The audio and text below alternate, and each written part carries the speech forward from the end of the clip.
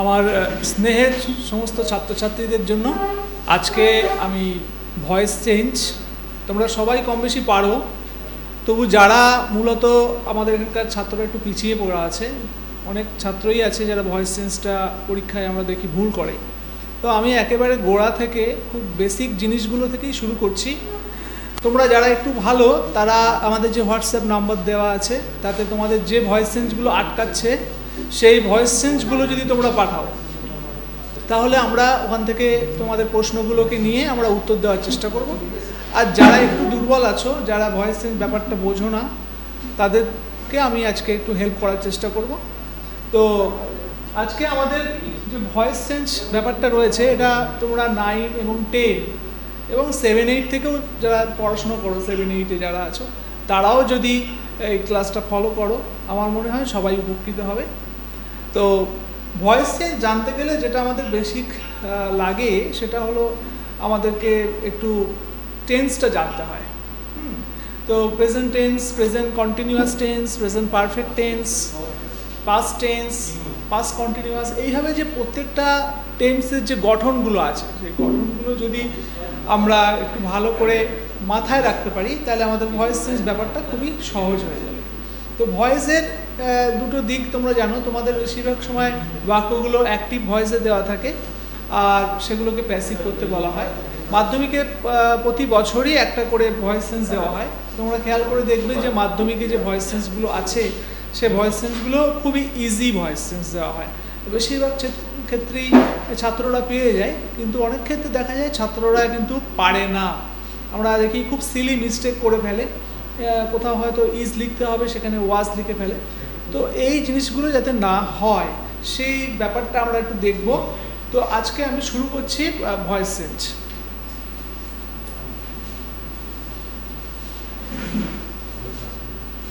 আমি প্রথমে একটু জুম করব। আমি প্রথমে একটা বাক্য লিখব, সিম্পল প্রেজেন্ট ইনডেফিনাইট টেন্সে আছে বাক্যটা।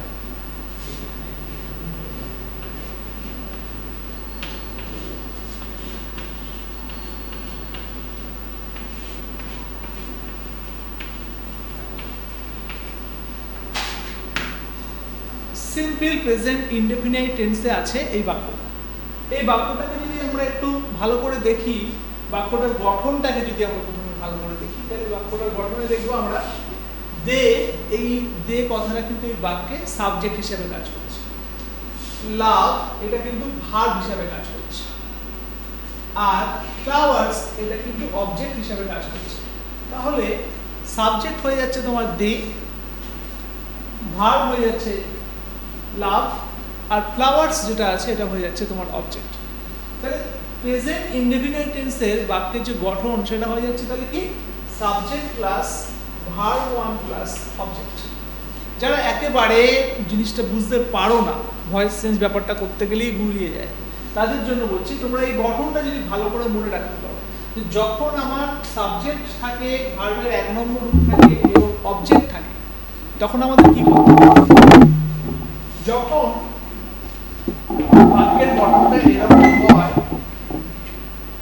তখন আমাদের কি করতে হয়, ভয়েস চেঞ্জে প্রথমে আমাদেরকে অবজেক্টটাকে নিতে হয়।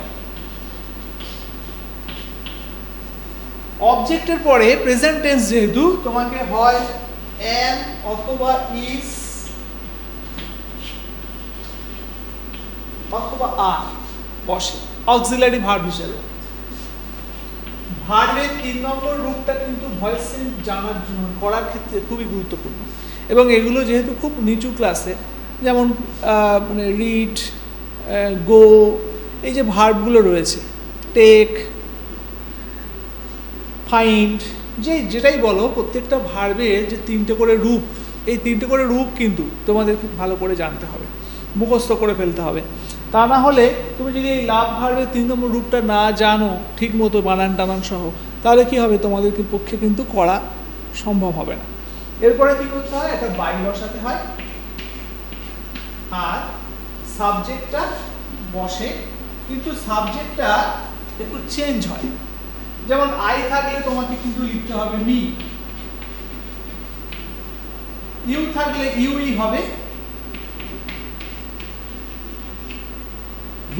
হি থাকলে হিম হবে, সি থাকলে হার হবে, দে থাকলে দেম হবে,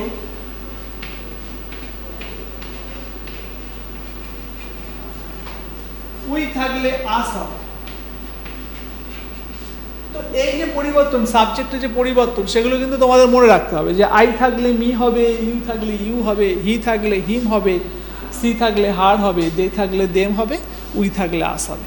এই পরিবর্তনগুলো কিন্তু তোমাদের জানতে হবে। তাহলে আমরা এই যে বাক্যটা প্রথমে করলাম, subject plus verb plus object, এটা যদি থাকে তাহলে আমাদের কি করতে হবে না, প্রথমে অবজেক্ট বসাতে হবে, তারপরে অবজেক্ট অনুযায়ী আমাদের অ্যাম, ইজ অথবা আর এর মধ্যে থেকে সিলেক্ট করতে হবে।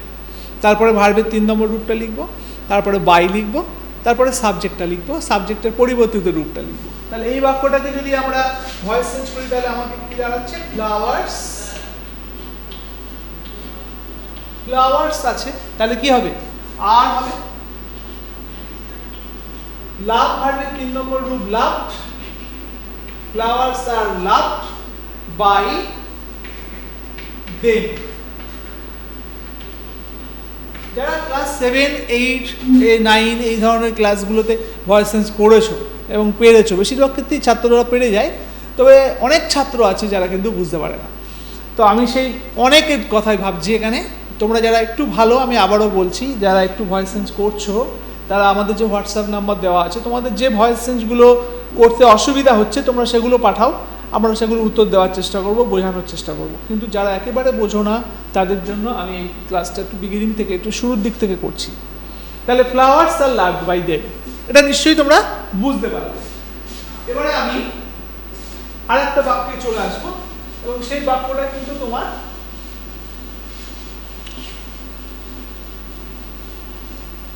সেই বাক্যটা হয়ে যাচ্ছে প্রেজেন্ট কন্টিনিউয়াস টেন্সের একটা বাক্য। প্রেজেন্ট কন্টিনিউয়াস টেন্সের একটা বাক্য আমি লিখছি।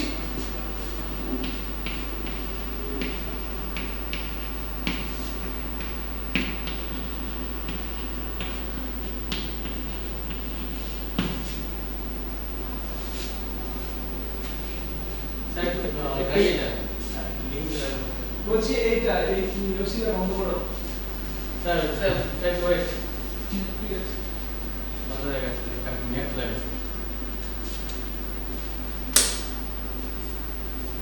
নেট লাগে, ঠিক আছে কখন রেকর্ড হয়ে গেল।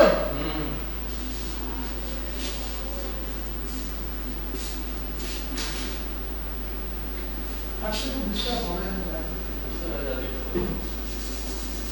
নবীন ইজ মেকিং টি, এই বাক্যটা তোমরা দেখেই চিনতে পারছো যারা টেন্স জানো, যে এই বাক্যটা কিন্তু present continuous tense. Present continuous টেন্সের গঠন অনুযায়ী কিরকম হয়, প্রথমে সাবজেক্ট বসে, তারপরে অক্সিলারি ভার্বের ইজটা, তারপরে মূল ভার্ব এবং তার সঙ্গে আইএনজি, আর তারপরে আমাদের অবজেক্টটা চলে আসছে। তো এই ধরনের বাক্যটাকে এক্ষেত্রে একটা জিনিস মনে রাখতে হয়। সেই মনে রাখার বিষয়টা কি না, আমাদের প্রথম অবজেক্টটা বসাতে হয়, তারপরে তোমাকে এই অ্যাম অথবা ইজ অথবা আর, যেটা অবজেক্ট অনুযায়ী সুটেবল হবে সেটা বসবে, তারপরে কিন্তু বিইং লিখতে হবে। এইটা মনে রাখবে, বিইং, বিইআইএনজি, ভার্বের 3 নম্বর রূপটা বসাতে হয়, বাই বসে, আর কি বসে, সাবজেক্ট বসে। সাবজেক্টটার ক্ষেত্রে ওটা মনে রাখতে হবে, সাবজেক্টটা কিন্তু পরিবর্তিত রূপটা, বুঝতে পেরেছো। তাহলে এই বাক্যটাকে যদি আমরা ভয়েস চেঞ্জ করি, নবীন ইজ মেকিং টি, তো সেক্ষেত্রে আমাদের প্রথম কি হবে, প্রথম আমাদের টি বসাতে হবে। টি এর পরে আমরা কি করব, টি এর সাথে কি বসবে, এম ইজ আর এর মধ্যে ইজ বসবে, বিটা লিখবো, টি ইজ বিং, মেকিং ভার্বের 3 নম্বর রূপ কি, মেড, তাহলে লিখবো বাই, এখানে কে করেছে কাজটা, নবীন করেছে, তাহলে নবীনই থাকবে, ঠিক আছে।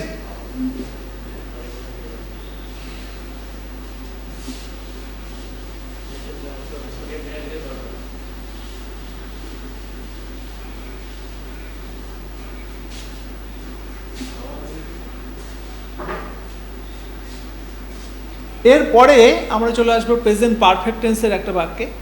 বাক্যটা আমি লিখছি।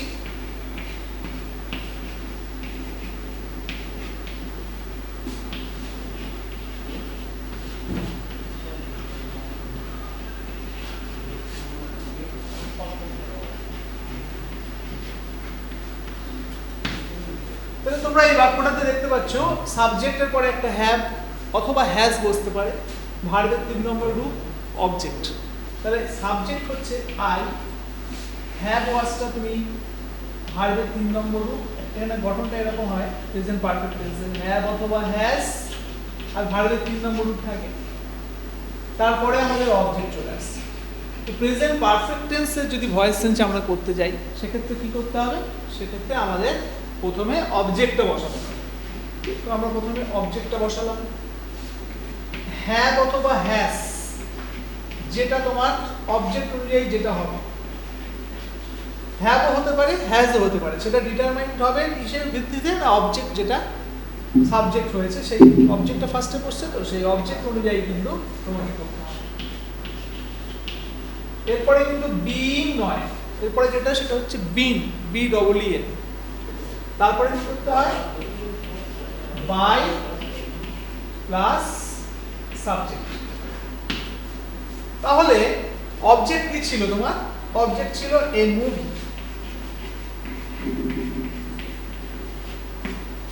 হ্যাভ আর হ্যাজ এর মধ্যে কি বসবে? হ্যাজ বসবে। তাহলে দেখো এখানে হ্যাভ ছিল কিন্তু এখানে হ্যাজ হয়ে গেল। কি হিসাবে হলো? না মুভিদের পাশে কিন্তু এ মুভি যেহেতু লেখা আছে তাহলে হ্যাভ বসবে না, হ্যাজ বসবে। বিন লিখলাম, বাই লিখলাম, সাবজেক্ট আইটা কি হবে? আইটা হবে কিন্তু B.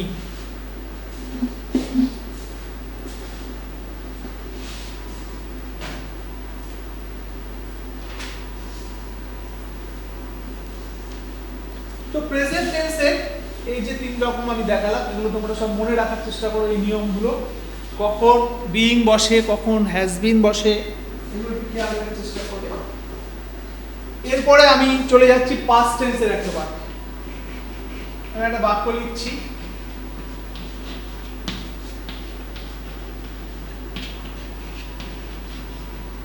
We did the job. তো এখানে দেখতে পাচ্ছ ডিড যেটা আছে ভার্ব, সেই ভার্বটা কিন্তু পাস্ট টেন্সে আছে। তো বাক্যটার গঠন কি দাঁড়াচ্ছে? বাক্যটার গঠন দাঁড়াচ্ছে এই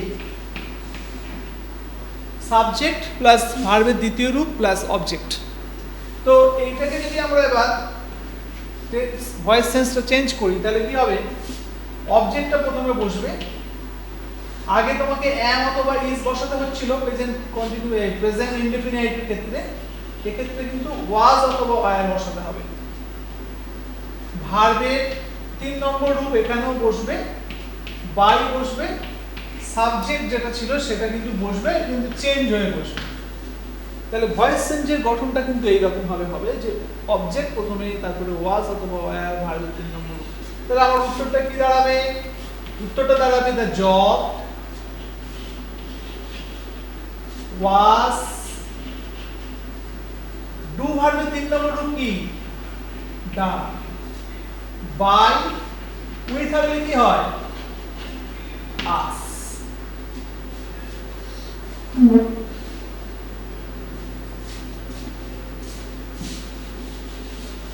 এবার আমি পাস্ট কন্টিনিউয়াস এর একটা উদাহরণে চলে যাচ্ছি। পাস্ট কন্টিনিউয়াস একটা বাক্য আমি লিখছি। I was doing my homework।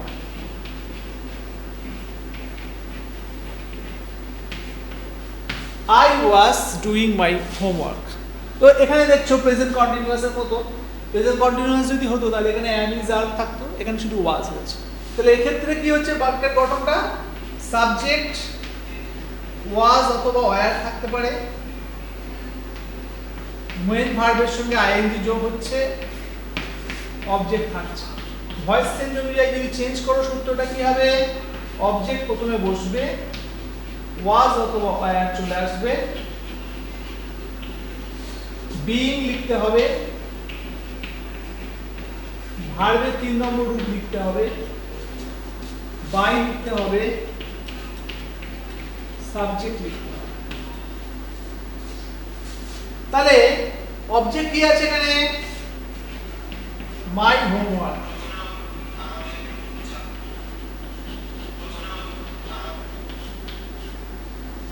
My homework লিখলাম, মাই হোমওয়ার্ক আছে তাই জন্য ওয়াজ বসছে। বিইং লিখলাম, ডান লিখলাম, বাই লিখলাম, আই থাকলে মি হয়। ঠিক আছে? তাহলে my homework was being done by me, এরকম ভাবে তুমি এটা করবে। চলে যাচ্ছি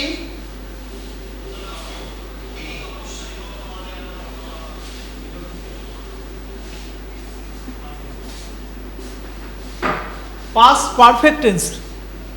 পাস্ট পারফেক্ট টেন্সে হ্যাভ এর জায়গায় হ্যাড বসে। একটা বাক্য লিখলাম,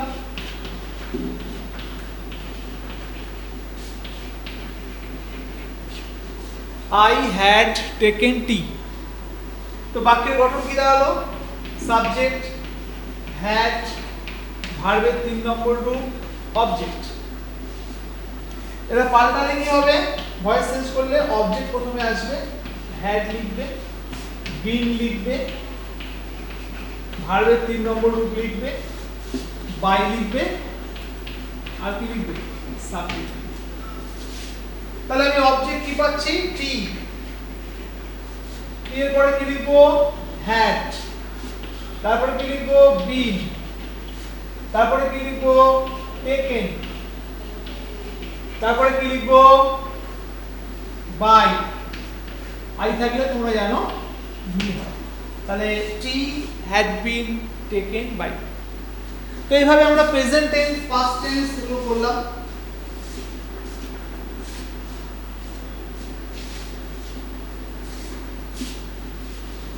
এবার আমরা চলে যাচ্ছি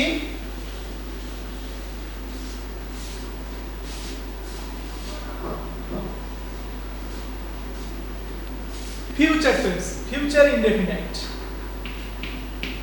একটা নাম লিখছি, Titli will sing a song. Titli will sing a song. তো এটাকে যদি ভয়েস চেঞ্জ করি কি হবে? প্রথমে আমার অবজেক্ট কি আসছে? প্রথমে অবজেক্ট আসছে এ সং লিখলাম। উইল সিংটা কি হবে? উইল বি হয়ে যাবে, উইল বি, সিংটা হয়ে যাবে sung. Song will be sung by Titli. ঠিক আছে? তাহলে উইল বা শ্যাল থাকলে শ্যাল বি অথবা উইল বি লিখলে ভার্বের 3 নম্বর রূপে বসাবে।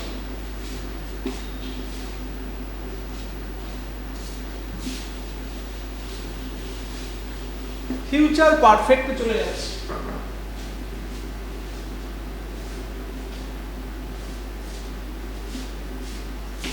রাজা will have read the letter। Raja will have read the letter। তো এখানে কি হয়? তোমরা ওই প্রেজেন্ট পারফেক্টে কি দেখেছো? হ্যাভ বা হ্যাজ থাকলে হ্যাভ বিন অথবা হ্যাজ বিন হয়। তো এখানে কি হবে? উইল হ্যাভটা হয়ে যাবে উইল হ্যাভ বিন। তো আমি প্রথমে লিখবো দ্য লেটার, অবজেক্ট এটা, উইল হ্যাভটা হয়ে যাবে উইল হ্যাভ বিন,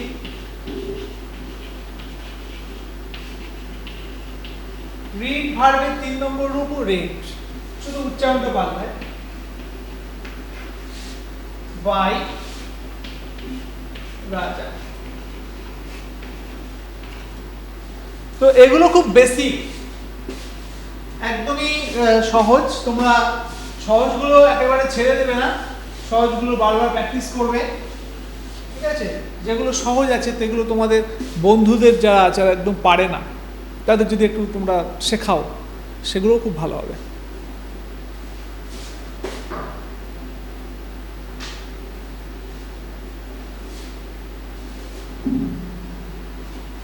এবার আমি তোমাদের দেখাচ্ছি যে প্রেজেন্ট টেন্সে অথচ নাবাচক বাক্য। যেমন একটা বাক্য তোমাদের দেখাচ্ছি,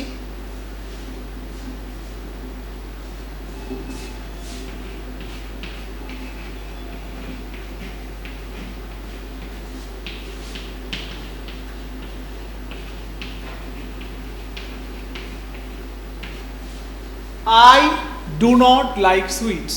তাহলে এখানে হচ্ছে ডু নট আছে, কিন্তু এর বাক্যটা প্রেজেন্ট টেন্সে আছে। কি করবে, যা প্রেজেন্ট টেন্সের নিয়ম তাই হবে।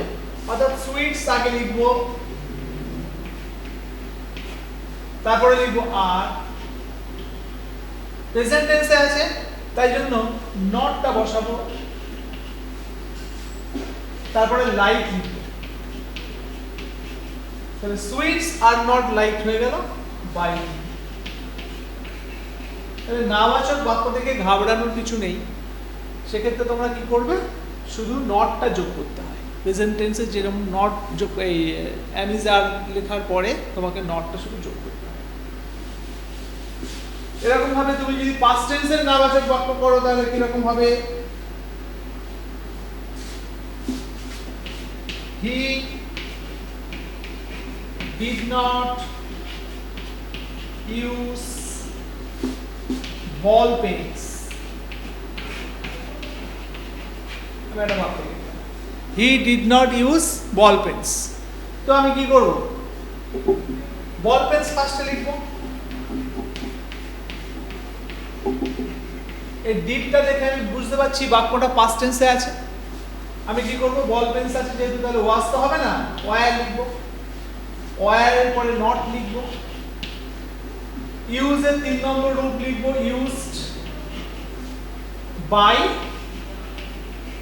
হিম লিখব। ঠিক আছে, তো এইভাবে আমরা এই ভয়েসেসগুলো করব।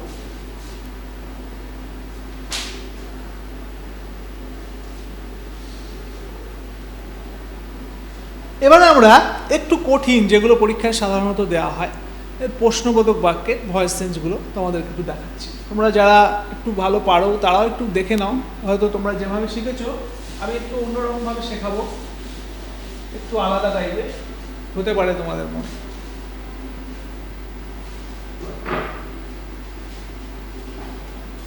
তো দেখো আমি একটা বাক্য লিখছি,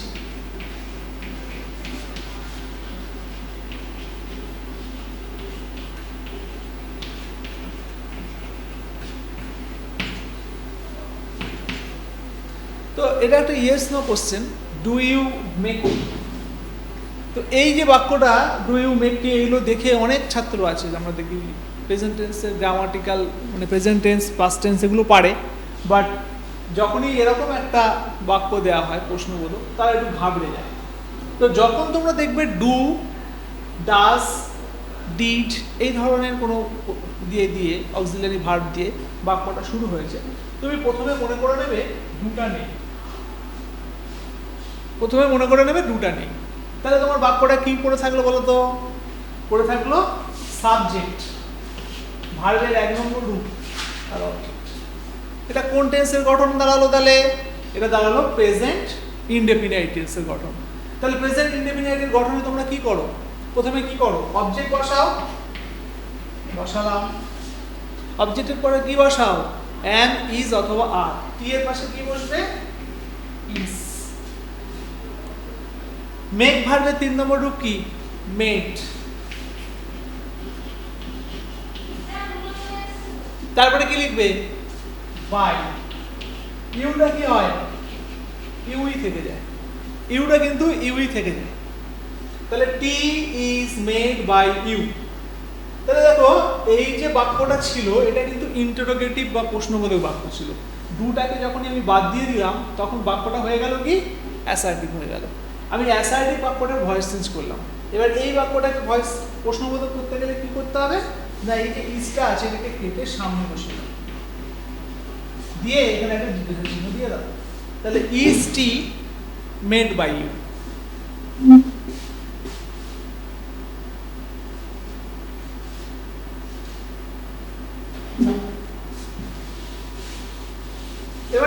দেখাচ্ছি যে যদি ডিড দিয়ে বাক্যটা থাকে কিরকম হবে।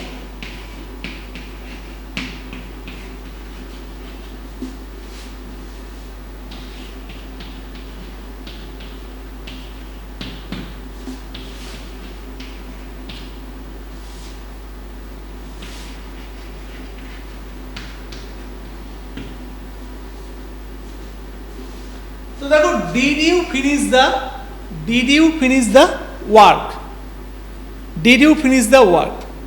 এই বাক্যটাকেও আমরা ওই একই কায়দাতে, তোমরা যদি মনে করো ওই একই কায়দাতে তোমরা ভয়েস চেঞ্জ করতে পারো, কিন্তু তোমাদের একটা জিনিস খেয়াল করতে হবে, সেটা হচ্ছে ডিডটাকে তোমরা প্রথমে কেটে দিলে, আগে যেমন ডু অথবা ডাস ছিল তখন এই ভার্বটাকে পরিবর্তন করার দরকার হচ্ছিল না, কিন্তু যখন ডিড থাকবে তখন তুমি মনে মনে ভেবে নেবে এই বাক্যটা এটা আছে এটা কিন্তু পাস্ট টেন্সে আছে। তাহলে এই বাক্যটা যদি, এই ভার্বটা যদি পাস্ট টেন্স থাকে তাহলে কি হবে, ভার্বের যে পাস্ট টেন্সের নিয়ম সেই নিয়মটাই ফলো করবে। তাহলে আমি কি লিখবো, দ্য ওয়ার্ক লিখবো আগে।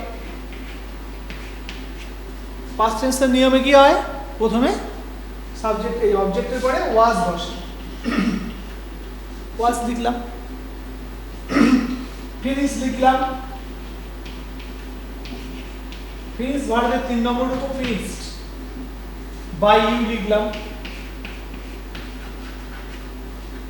তারপরে কি করব, আমরা ওয়াজটাকে কেটে সামনে বসিয়ে দেব।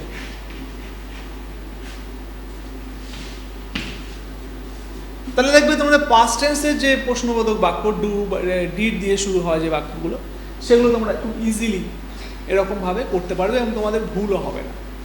তো যখন প্রথম তোমরা এইভাবে বাদ রেখে রেখে বাক্যটাকে অ্যাসার্টিভ রেখে করার চেষ্টা করো, তারপরে যখন কিছুদিন প্র্যাকটিস করবে তোমরা, করার পরে দেখবে তখন তোমাদের আর এগুলো আলাদা করে কাটা আর সব করার দরকার হচ্ছে না, তোমরা অটোমেটিক তখন কিন্তু ডাইরেক্ট এই লাইনটা লিখে দিতে পারবে যে was the work finished by you.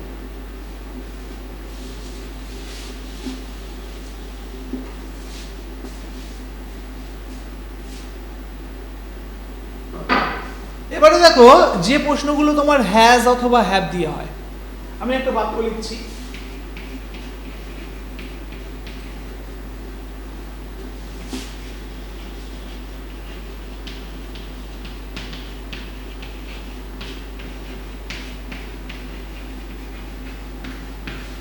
Have you recited a poem. এক্ষেত্রে কি করবে, হ্যাভটাকে বাদ দেবে না, হ্যাভ হ্যাজ যখন থাকবে তখন এই যে হ্যাভ হ্যাজটাকে তুমি মনে করে নেবে সাবজেক্টের পাশে আছে। তুমি যদি মনে করে নাও তাহলে বাক্যটা কেমন দাঁড়াচ্ছে দেখো তো, you have recited a poem. তা কেমন হয়ে গেল বাক্যটা, দেখতে পাচ্ছ যে একটা প্রেজেন্ট পারফেক্ট টেন্সের গঠনে দাঁড়িয়ে গেছে। তা তুমি সেক্ষেত্রে কি করবে, এ পোয়েম লিখবে, এ পোয়েমের পাশে তো হ্যাভ বসবে না, এ পোয়েমের পাশে কি বসবে, হ্যাজ বসবে।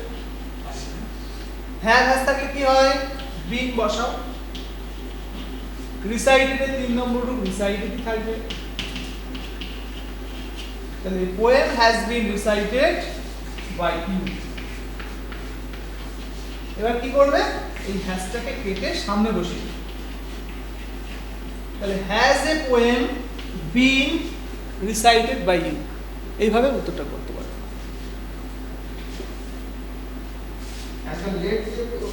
হ্যাঁ দিচ্ছি আমি আসছি পর ঠিক আছে বলে দিচ্ছি।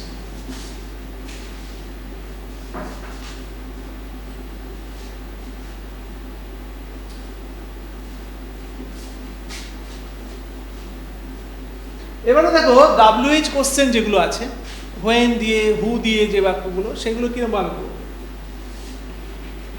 আমি একটা বাক্য লিখছি,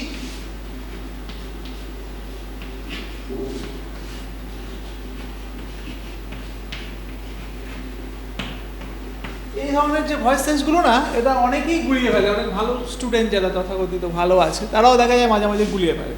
তো আমি একটু অন্যরকম ভাবে তোমাদেরকে করানোর চেষ্টা করছি। তো তোমরা প্রথমে এই যে হুটা আছে, মনে করে নাও হুটা নেই, হুয়ের জায়গায় তোমরা একটা এ বি বা যে কোনো একটা সিম্বল ধরে নিতে পারো। ধরো আমি মনে করলাম এ কল্ড ইউ এ লায়ার, তাহলে এটা আমি সাবজেক্ট ধরে নিলাম, কলটা ভার্ব, ইউ এ লায়ার। তাহলে এখানে কিন্তু অবজেক্ট আমার কি দাঁড়ালো, ইউ। আচ্ছা, ইউ লিখলাম, পাস্ট টেন্সে আছে তাহলে ওয়্যার লিখলাম, কল্ড এর 3 নম্বর রূপ, কল্ড লিখলাম, এ লায়ার লিখলাম, বাই এ আমি লিখলাম, কিন্তু এটা আমার দরকার নেই। তাহলে কি চলে আসলো, you were called a liar. আমি কি করলাম, ওয়্যারটাকে সামনে ধরে নিলাম, were you called a liar.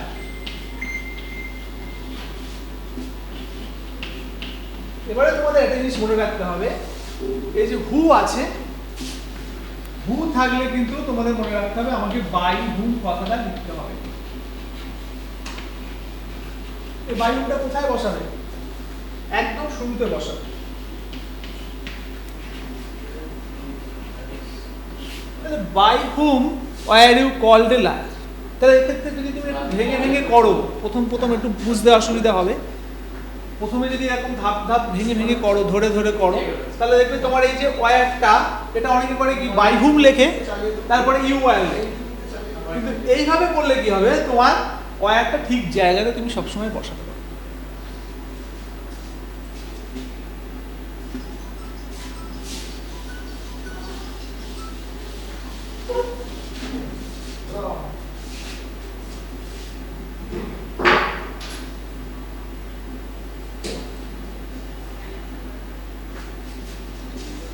এরপর আমি চলে আসছি ইম্পারেটিভ সেন্টেন্স।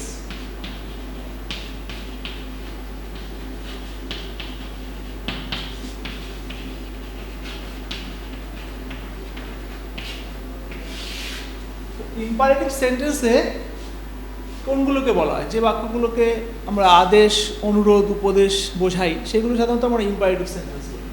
তো আমি একটা বাক্য লিখছি, তোমরা একজন প্রশ্ন করেছো যে লেট দিয়ে কিভাবে আমরা ভয়েস চেঞ্জগুলো করব, কখন লেট দিয়ে হবে, কখন লেট দিয়ে হবে না, ইম্পারেটিভ সেন্টেন্সের ক্ষেত্রেই একটু দেখা যায়। তো দেখো আমি একটা বাক্য লিখছি,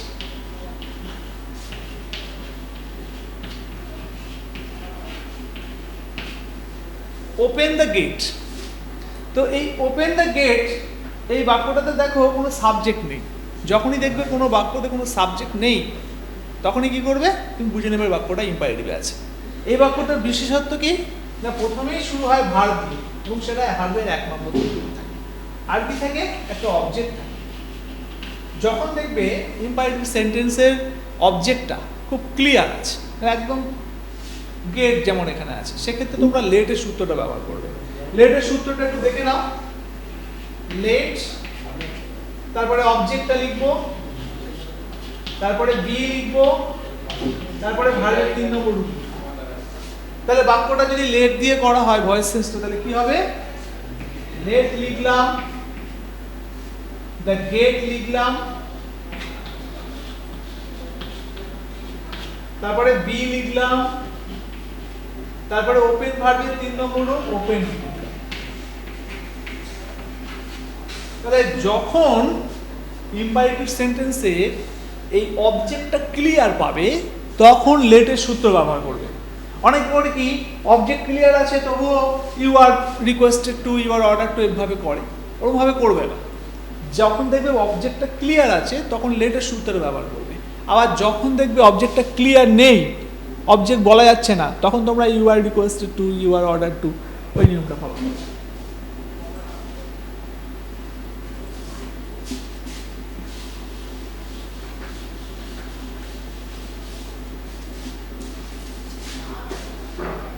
আমি সেই উদাহরণটা তোমাদের একটু দেওয়ার চেষ্টা করছি। Read loud. তো এই রিড লাউডলি এই বাক্যটা কিন্তু তোমার অবজেক্টে, মানে লাউডলি কিন্তু অবজেক্ট নয়, কারণ ভার্বকে কি দিয়ে প্রশ্ন করলে তো উত্তর যেটা পাওয়া যায় তাকে অবজেক্ট বলা হয়। তো এখানে দেখো লাউডলি কি ভাবে আছে, তাহলে সেটা অবজেক্ট বলা যায় না। তো সেক্ষেত্রে তোমরা কিন্তু বাক্যটা এই বাক্যটা শুনে কি মনে হচ্ছে? আদেশ মনে হচ্ছে বা রিকোয়েস্ট মনে হচ্ছে। তা তুমি এখানে সেক্ষেত্রে করবে কি, ইউ আর অর্ডারড, বা অ্যাডভাইস লিখলে ভালো হয়, অ্যাডভাইসড। হ্যাঁ বাচক বাক্য আছে, এটা রিড লাউড এর মধ্যে কোনো না বাচক শব্দ নেই, তাই আমি টু বসাবো। You are advise to read loud. আর তাহলে যদি বাক্যটা না বাচক হয় তাহলে আমি কি করব? তাহলে নট টু বসাবো, টু এর জায়গায় নট টু বসাবো। তাহলে হ্যাঁ বাচক হলে আমরা টু বসাবো, না বাচক হলে নট টু বসাবো।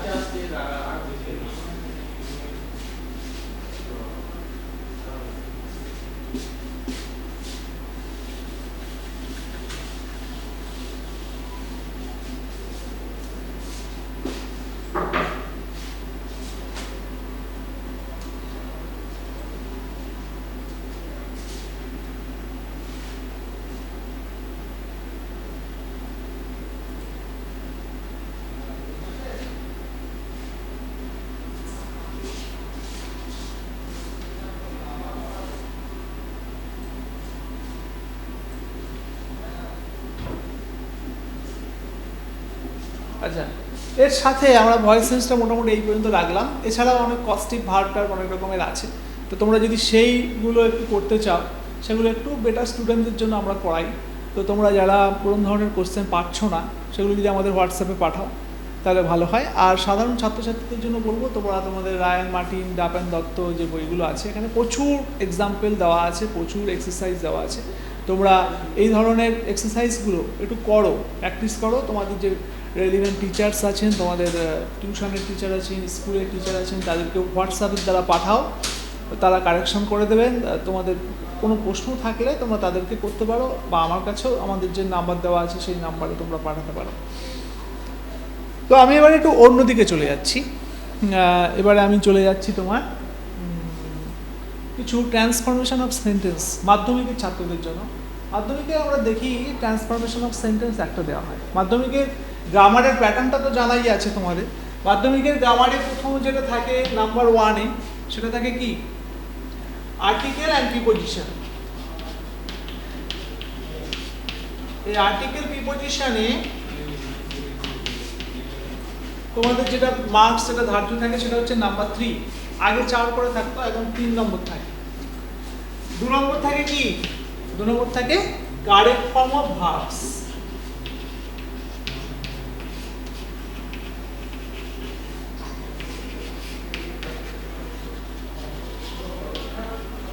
এতে 3 নম্বর থাকে। আর 3টে ডু অ্যাজ ডাইরেক্টেড থাকে।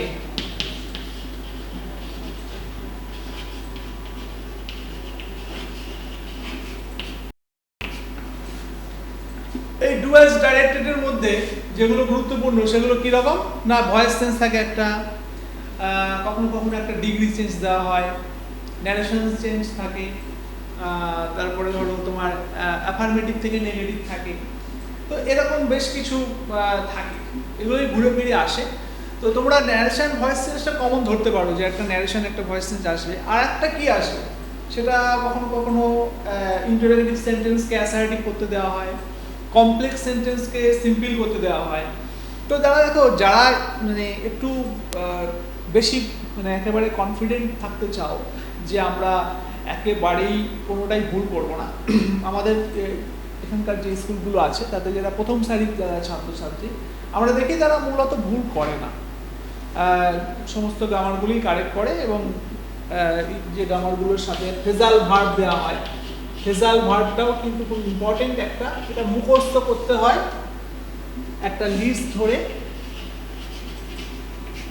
হ্যাঁ, মোটামুটি 60টা যদি তোমরা মানে প্র্যাকটিস করো, 60খানা ফ্রেজাল ভার্ব, একটু স্যারেদের কাছ থেকে একটু দাগিয়ে নাও যে স্যার কোনগুলো আসতে পারে। তো স্যারেরা তোমাদের দাগিয়ে দেবে, তোমরা সেগুলো একটু বছরের প্রথম থেকে এই সময়গুলো তোমরা খুব সুটেবল তোমাদের পক্ষে। এবং তোমরা বাড়িতে বসে এক দিন 10টা করে যদি প্র্যাকটিস করো, I think it will help you a lot. এবং ফ্রেজাল ভার্বের তিনটে তোমরা খুব ইজিলি করে ফেলতে পারবে। আর আমরা দেখি ফ্রেজাল ভার্বে খুব রিপিট হয়, মাধ্যমিকের ফ্রেজাল ভার্বগুলো এই 3-4 বছর অন্তর অল্টারনেটলি আসে। তো তোমরা এই 60-70টা যদি একটুখানি বই থেকে তোমাদের বইগুলোতে প্রচুর দেওয়া আছে, তো সেগুলোর মধ্যে যেগুলোর ডেলি বেসিস আসছে, মানে নিয়মিত আসছে, সেইগুলো যদি একটু প্র্যাকটিস করো সাধারণ ছাত্রছাত্রী, তাহলেও কিন্তু তোমরা এই ফ্রেজাল ভার্বে 3-3 পেয়ে যাবে। এবারে আমি যেটা বলছিলাম যে ডু অ্যাজ ডাইরেক্টেডে ভয়েস চেঞ্জ ন্যারেশনের পাশাপাশি আমাদের কিন্তু চলে আসে ট্রান্সফরমেশন অফ সেন্টেন্সেস।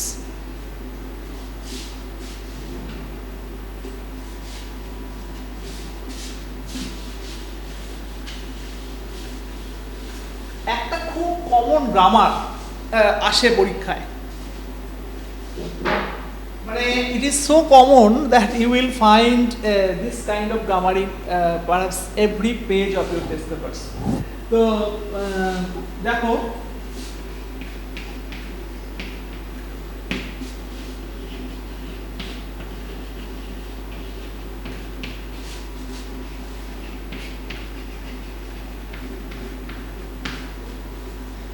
এই গ্রামারটা, he is too weak to walk, এই যে অ্যাডভার্ব টু এর ব্যবহারটা, এই ব্যবহারটা তোমাদের পরীক্ষায় নানা রকম ভাবে আসে। যেমন দেখো প্রথমে এই বাক্যটা একটা সিম্পল সেন্টেন্স আছে, তোমাদের পরীক্ষায় এটা আসতে পারে মেক ইট কমপ্লেক্স, বাক্যটা কমপ্লেক্স করো আসতে পারে। তোমাদের পরীক্ষায় আসতে পারে এই বাক্যটা অমিট টু বলে, অমিট টু বলে আসতে পারে, যে এই বাক্যটা দিয়ে বলতে পারে অমিট টু, অর্থাৎ এই টুটাকে তোলো। এই বাক্যটা দিয়ে বলতে পারে make it complex, complex sentence করো। অথবা এই বাক্যটা দিয়ে বলতে পারে মেক ইট নেগেটিভ।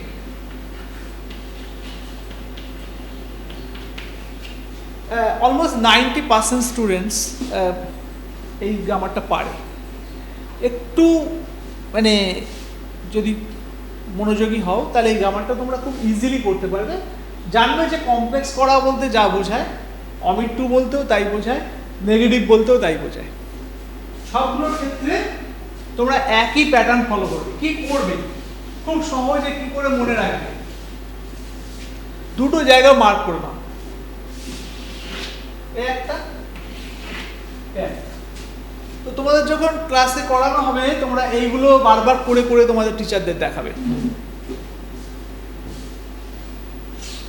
তো আমি কি করব, আমি এই টি ডবল ও টু এর জায়গায় আমি সো বসাবো, এসও সো। আর টিও টুটা কি মনে রাখবে, টিও টুটা মনে রাখবে দ্যাট। এই বাক্যের সাবজেক্ট প্রেজেন্ট টেন্স হলে ক্যান নট, past tense হলে could not।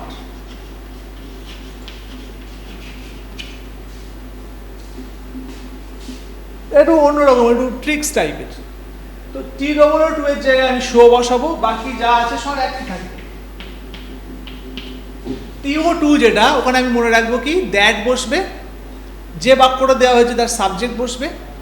প্রেজেন্ট টেন্স যদি হয় বাক্যটা, যেমন এই বাক্যটা দেখে বুঝতে পারছো প্রেজেন্ট টেন্স আছে, মানে ইজ আছে, তাহলে তুমি ক্যান নট বসাবে। আর পাস্ট টেন্স যদি হয় তুমি কুড নট বসাবে। তো বেশিরভাগ ক্ষেত্রে তোমাদের এই যে গ্রামারগুলো দেওয়া হবে সেগুলো তোমরা খুব ইজিলি করে ফেলতে পারবে। তাহলে দেখো হি লিখলাম, ইজ লিখলাম, টি ডবল ও টু এর জায়গায় সো লিখলাম, এই তারপরে উইক কথাটা চলে আসলো, তারপর দ্যাট লিখলাম। সাবজেক্ট মানে কি, সাবজেক্ট মানে হি। এবার বাক্যটা প্রেজেন্ট টেন্সে আছে তাই কুড নট হবে না, ক্যান নট হবে। আর তারপরে ওয়াকটা আমি লিখে দেবো, তাহলে he is so weak that he can not walk. এটা পরীক্ষায় খুব আসে। এবং কিভাবে আসে সেই প্রশ্নগুলো, কখনো কমপ্লেক্স আকারে আসে, কখনো নেগেটিভ করতে বলে, কখনো বলে অমিট টু। তোমরা প্রত্যেকটা ক্ষেত্রে এই প্যাটার্নটা ফলো করবে। আর যদি দেখো ভার্বটা পাস্ট টেন্সে আছে তাহলে তোমরা কি করবে, এটাকে কুড নট করে দেবে। কয়েকটা ক্ষেত্রে ব্যতিক্রম আছে, কখনো কখনো দেখা যায় ক্যান নট কুড নট বসিয়ে হচ্ছে না, ডাজ নট বসাতে হচ্ছে। তো সেগুলো খুব রেয়ার আসে পরীক্ষায়, তোমরা সেরকম ধরনের কেস দু একটা পাবে। আর একটা খুব কমন গ্রামার যেটা পরীক্ষায় আসে,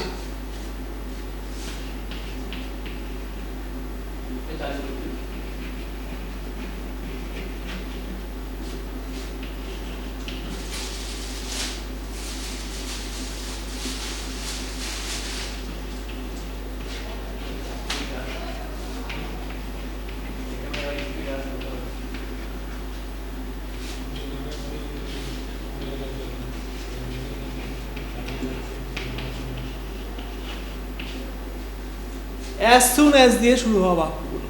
এই বাক্যগুলো দিয়ে কি বলা হয়? এই বাক্যগুলো দিয়ে বলা হয় বাক্যটিকে নেগেটিভ করো, অথবা কখনো কখনো বলেই দেওয়া হয় যে নো সুনার ব্যবহার করো। নো সুনার দেন, প্রশ্নটা এইভাবে করতে বলা হয় যে নো সুনারটা ব্যবহার করে করো। এক্ষেত্রেও একটা মনে রাখার খুব সহজ উপায়, তোমরা প্রথমেই করবে কি অ্যাজ সুন অ্যাজ থেকে এরকম একটা বোল্ড করে, তারপরে কি করবে, তারপরে ভার্বটাকে বোল্ড করে দেবে, তারপরে যে কমাটা আছে কমাটাকে বোল্ড করে দেবে। তো মনে রাখবে অ্যাজ সুন অ্যাজ এর পরিবর্তে তোমাকে নো সুনার বসাতে হবে না, নো সুনার হ্যাড বসাতে হবে। নো সুনার হ্যাড বসালাম, তারপরে হি লিখলাম। এবারে যখন অ্যাজ সুন অ্যাজ থাকবে তখন এই ভার্বটা তোমার 2 নম্বর থাকে, মনে রাখবে। কিন্তু যখন হ্যাড বসাচ্ছ তখন এই ভার্বটা কিন্তু 3 নম্বর রূপ হবে, যদিও হার্ট এই ভার্বটার 3 নম্বর রূপও হার্ট, কিন্তু কোনো সব ক্ষেত্রে তো সেটা হবে না, অন্যান্য ক্ষেত্রে কিন্তু চেঞ্জ হবে। অন্যান্য ভার্বগুলোর ক্ষেত্রে তোমরা মনে রাখবে যে আমি যেহেতু এখানে হ্যাড বসাচ্ছি এই ভার্বটা কিন্তু 3 নম্বর রূপ লিখবো, এটা কিন্তু মনে রাখবে। এবারে কি করবো, দ্য নিউজ লিখলাম, তারপরে কি লিখবো, এই যে কমাটা আছে এই কমার জায়গাটায় আমি THAN দেন লিখবো, তারপরে হি ফেইন্টেড লিখবো। এবার আমরা চলে আসি যে বেসিক্যালি ভুল কোথায় হয়। বেসিক্যালি বেশিরভাগ ছাত্রছাত্রী, ভালো ছেলে মেয়েরাও অনেকে দেখি আমরা যে হ্যাডটা লেখে কিন্তু এই যে ভার্বটা আছে এই ভার্বটা পাল্টায় না, অর্থাৎ ভার্বের 2 নম্বর রূপটাই রেখে দিয়ে চলে যায়, এটা একটা ভুল হয়। আর দ্বিতীয় কথা, এই যে দেন কথাটা লিখছি, এই দেন কথাটা লিখতে গিয়ে তোমরা কেউ কেউ আমি দেখেছি দ্যাট লিখে ফেলো, দ্যাট লিখলে হবে না। কেউ কেউ বানানটা ভুল করে দেন লিখে দাও, THAN, এই THEN লিখে ফেলো, এটা কিন্তু করলে হবে না। দেন লিখলে হবে না, দ্যাট লিখলে হবে না, বোঝা গেছে?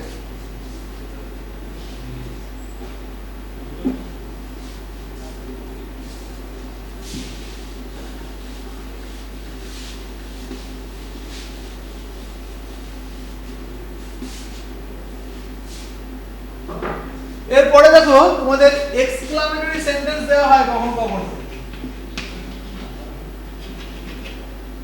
যে বাক্যগুলো তোমার হচ্ছে গিয়ে বিস্ময় বোঝায় সেইগুলো দিয়ে কোনো কোনো সময় বলা হয় অ্যাসার্টিভ করো।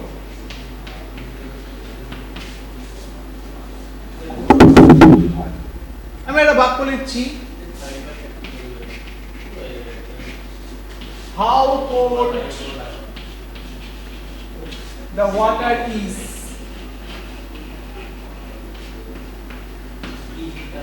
how cold the water is বলে একটা বাক্য এরকম বিস্ময়সূচক একটা চিহ্ন দেওয়া হয়, আর তার পাশে বলে দেওয়া হয় যে এটাকে অ্যাসার্টিভ করো। I don't know actually why students fail to do such grammars. এগুলো এত ইজি, তোমরা যদি একটু দেখে নাও খুব সহজ হয়ে যাবে।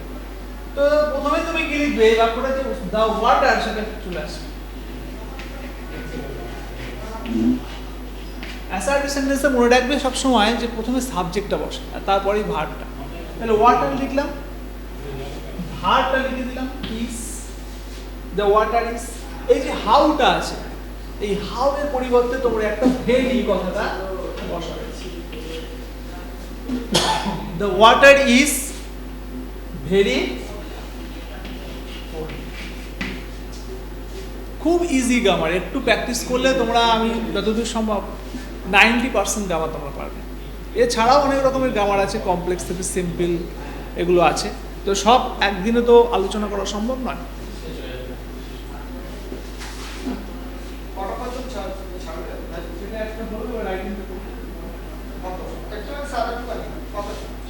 শুরু করবেন?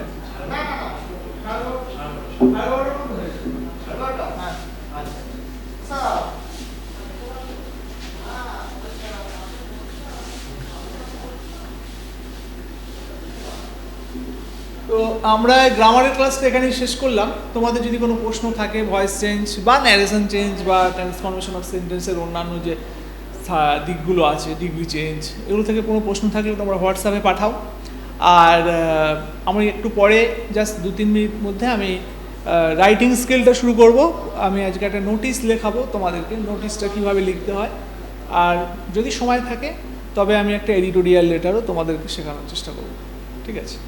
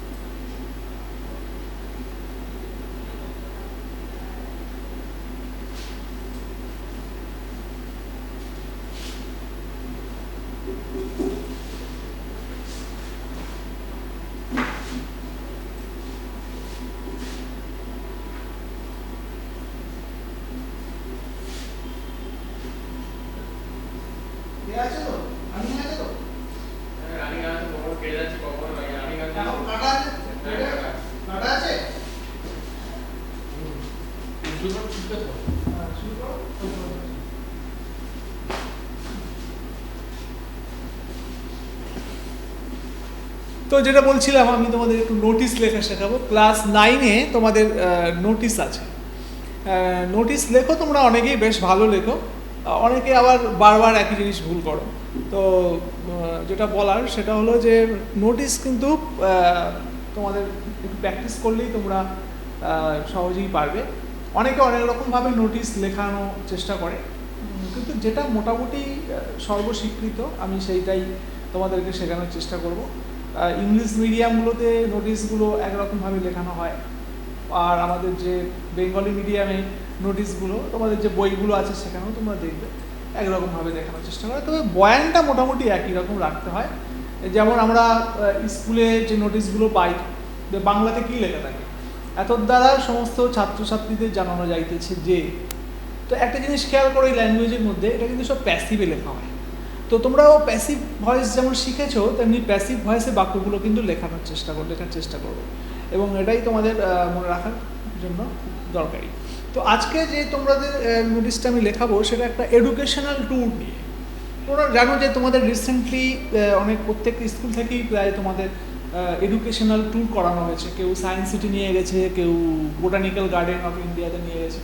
তো তোমরা সেই নোটিশগুলো যদি কেমনভাবে লিখতে হবে সেটা শিখে নাও তো ভালো হয়।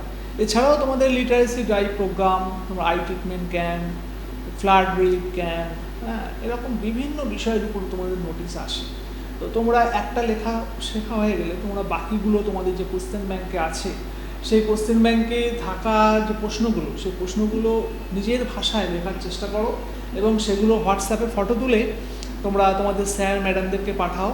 ওনারা আশা করি এই লকডাউনের সময় ওনারাও ফ্রি আছেন। তোমাদের স্যার ম্যাডামদের কাছে, আমাদের কাছেও পাঠাতে পারো, আমরা কারেকশন করে দেবো যদি কোনো ভুল হয়ে থাকে, বা আরও বেটার কীভাবে লিখবে। হ্যাঁ, এইগুলো তোমরা যদি একটু খেয়াল করো খুব ভালো হয়। তো আমরা প্রথমে নোটিশ লেখার ক্ষেত্রে যেটা গুরুত্বপূর্ণ সেটা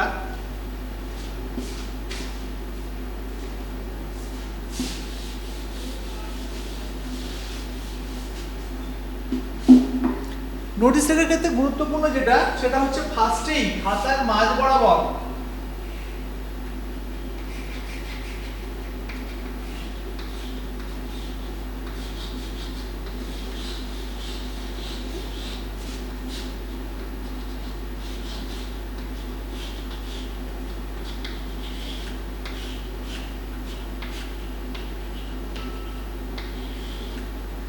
এরকম করে ক্যাপিটাল ওয়ার্ডে তোমরা করবে কি, ক্যাপিটাল ওয়ার্ডে তোমরা একটা নোটিশ বলে লিখে দেবে।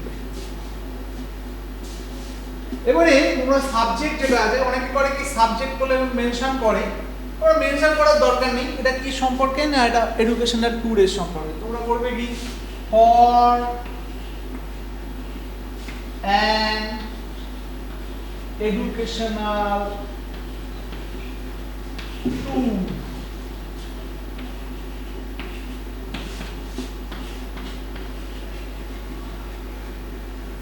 এরকম করে তোমরা কিন্তু একটা সাবজেক্ট যেটা আছে সেটা সংক্ষেপে তোমরা লিখতে পারো, এটা আন্ডারলাইন করলেও করতে পারো। এবারে তোমরা করবে কি, এই ডান দিক যেটা আছে ডান দিকটাতে তোমরা ডেটটা মেনশন করবে।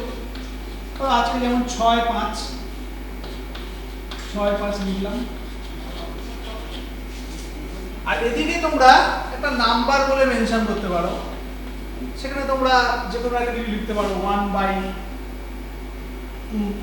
এরকম একটা লিখতে পারো, ঠিক আছে, 2a লিখতে পারো, এগুলো কোনো ব্যাপার না, এগুলো তুমি নিজের খেয়াল খুশি মতো লিখতে পারো।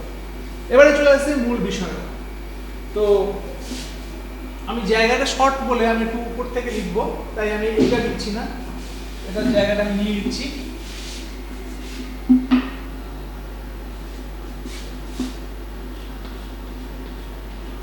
All the students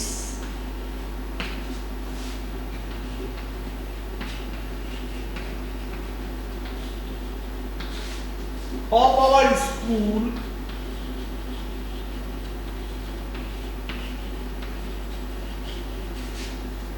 are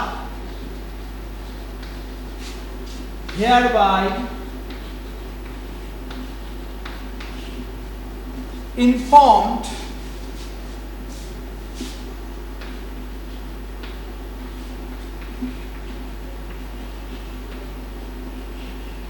that our school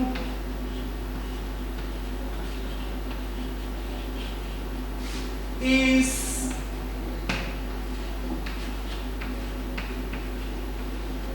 going to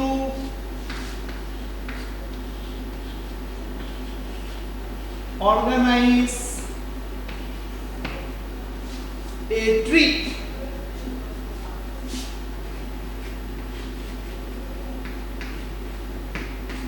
to Digha। একটা জায়গা দিতে করলাম,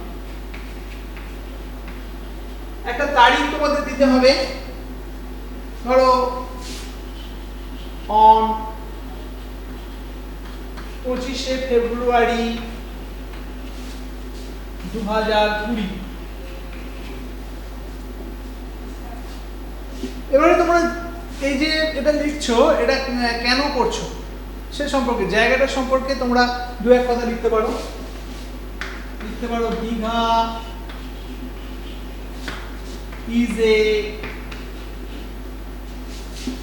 healthy sea resort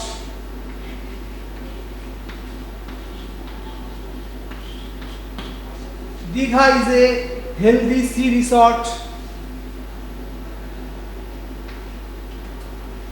Digha is a healthy sea resort এবার আর তুমি বলতে পারো this tour কেন তোমরা ট্যুরটা করবে will be a sweet deviation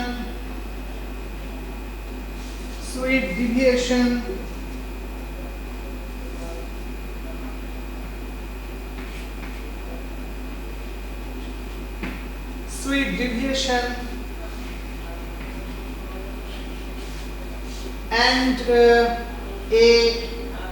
an escape ESCAPE from the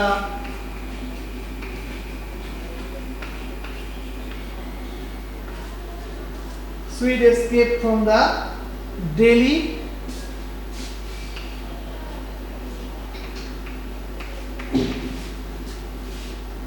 routine bound বা বোর্ডিং বোর্ড লাইন।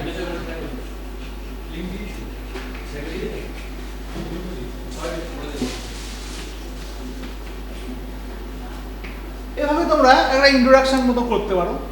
তারপরে তোমরা করবে কি, এরকম ভাবে লিখতে পারো, the willing ones, মানে যারা আগ্রহী, should note the following.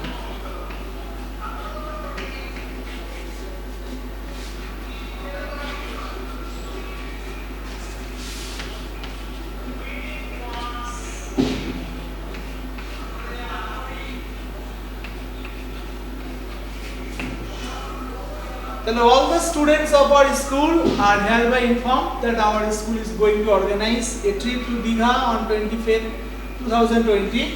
Digha সম্পর্কে লিখলাম, Digha is a healthy sea resort, এবং কেন এই ট্যুরটা করা উচিত না, this tour will be a sweet deviation and escape from the daily bored life, ঠিক আছে। আর the willing ones should note the following বলে এবার তোমাদের কি করতে হবে, ছাত্রদের উদ্দেশ্যে তুমি বলবে যে কি কি করা দরকার, সেগুলো তুমি পয়েন্ট পয়েন্ট করে লিখতে পারো।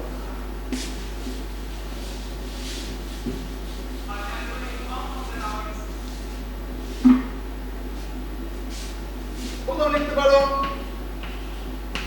Students should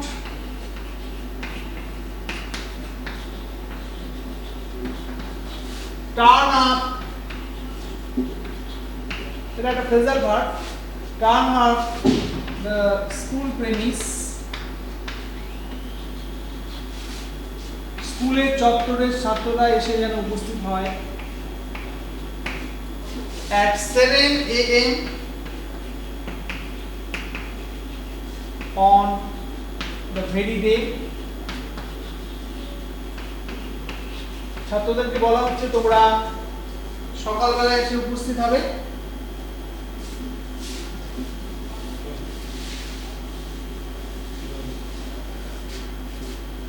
2 number, they must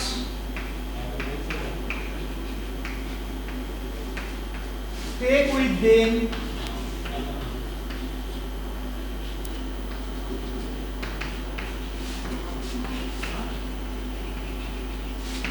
things of daily use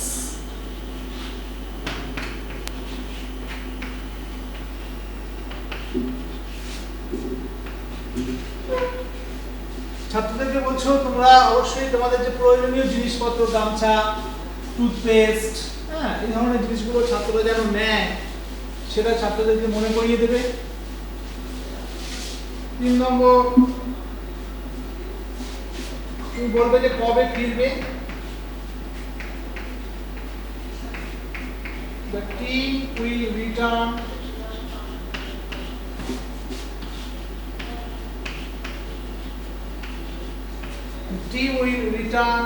to the school premises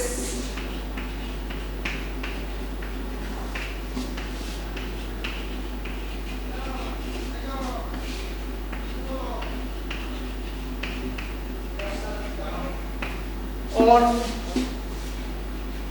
27 February, মানে তোমরা 25 এ যাবে, 27 এর সকালবেলা, মানে তোমরা টোটাল একদিন থাকবে, এটা তুমি বলবে।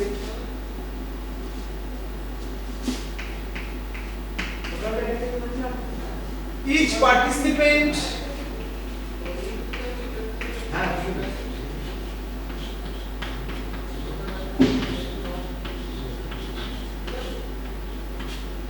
must submit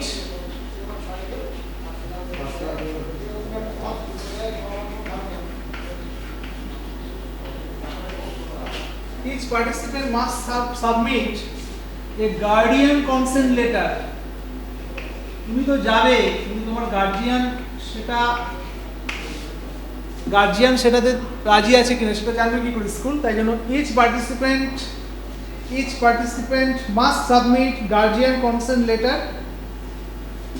CONSENT।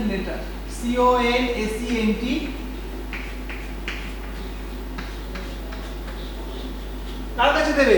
যে চিঠিটা লিখছে, অর্থাৎ তুমি তো হচ্ছে এই ট্যুর কমিটির সেক্রেটারি, তাই জন্য লিখছে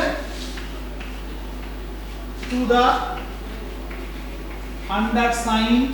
এই আন্ডারসাইন্ড কথাটা খুব ভালো, একটা তারিখ মেনশন করে দিতে হয়, যে ধরো তোমার 25 তারিখে ট্যুর, তাহলে তোমরা অন্তত 22 তারিখে তোমাদের এই সমস্ত গার্জিয়ান কনসার্ন লেটার ফেটারগুলো দিয়ে দেওয়ার দরকার। By 22 Feb। তাহলে আমি এখানে লিখলাম each participant must submit a guardian council letter to the undersigned by the 22nd Feb। এবারে একটা লাস্টে একদম তলায় তোমরা একটা সেন্টেন্স আমাদের লিখতে হয়, যেমন একটা বাক্যটা এরকম দিতে হয়, whole-hearted participation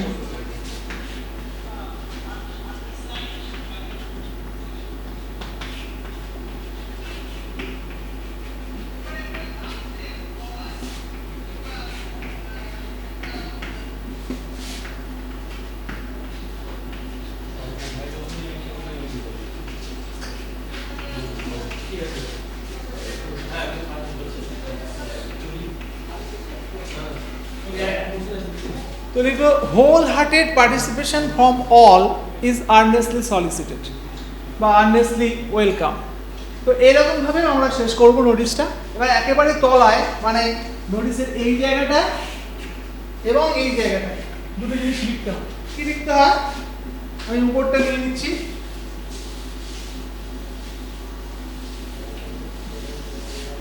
এই যে জায়গাটা বললাম, এই জায়গাটা তোমাকে লিখতে হবে সেক্রেটারি,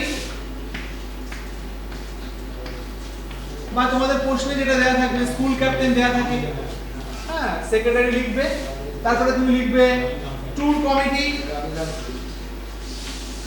কমিটি বানানটা খেয়াল করবে COMMITTE। এবার তুমি স্কুলের নাম এখানে তুমি লিখতে পারো। আর বাদিকে যেখানটা এই জায়গাটা বললাম তলায়, এখানে তোমাকে কাউন্টার সাইন করাতে হবে, মানে হেডমাস্টার বা হেডমিস্ট্রেসকে দিয়ে কাউন্টার সাইন করাতে হবে। কাউন্টার সাইন বাই, তোমার নোটিশটাকে কাউন্টার সাইন করতে হবে, এখানে HN লিখতে হবে, আর এখানে একটা বক্স করতে হবে, বক্সে তোমরা SEAL সিল কথাটা। তো মাধ্যমিকে সামনের বছরের জন্য নোটিশ আসার সম্ভাবনা আছে, এছাড়া ক্লাস 9 এর সিলেবাসে তো নোটিশ আছে, তোমরা একটু ভালো করে প্র্যাকটিস করো। আজকের মতো আমি এখানেই ক্লাস শেষ করছি। আচ্ছা, একটা প্রশ্ন এসছে, আমি একটু দেওয়ার চেষ্টা করছি।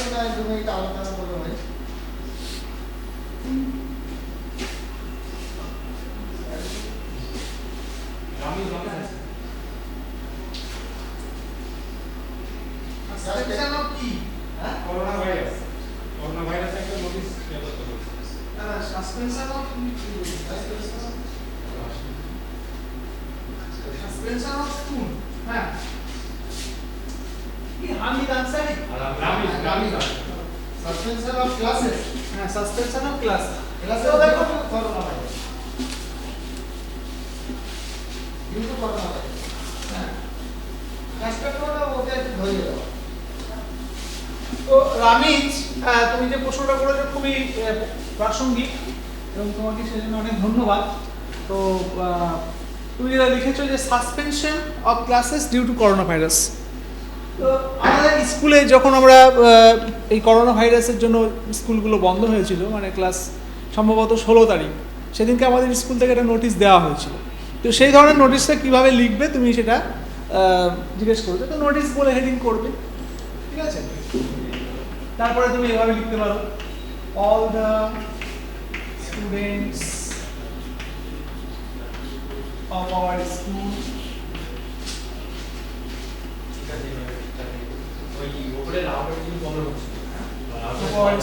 are hereby notified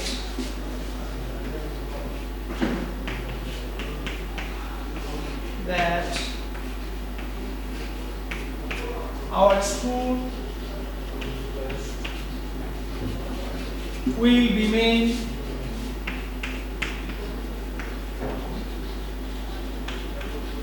closed from ধরো 16ই মার্চ থেকে 16 March 2020 due to the pandemic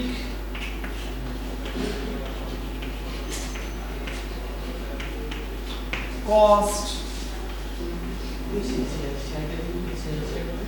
by deadly virus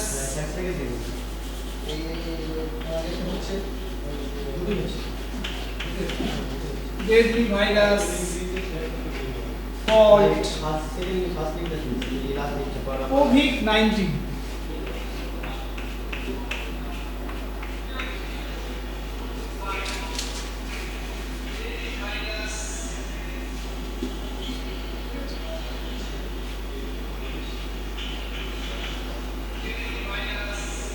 The school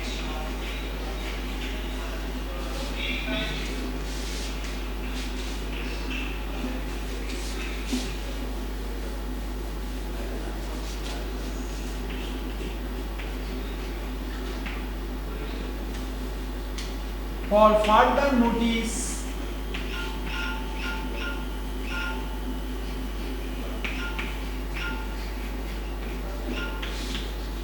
for further information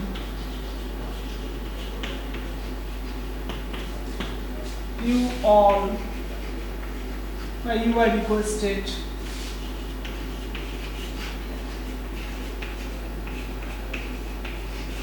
to follow the